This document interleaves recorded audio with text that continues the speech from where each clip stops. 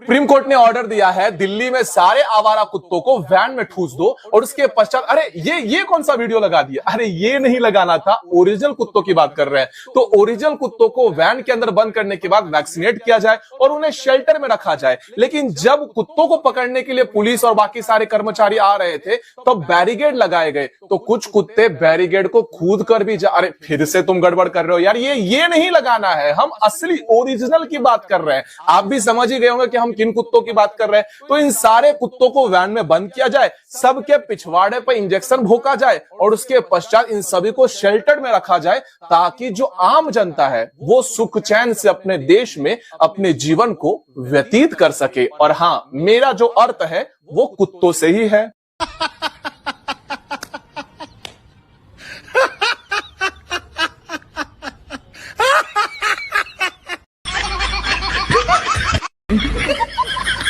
गजब बेइज्जती है।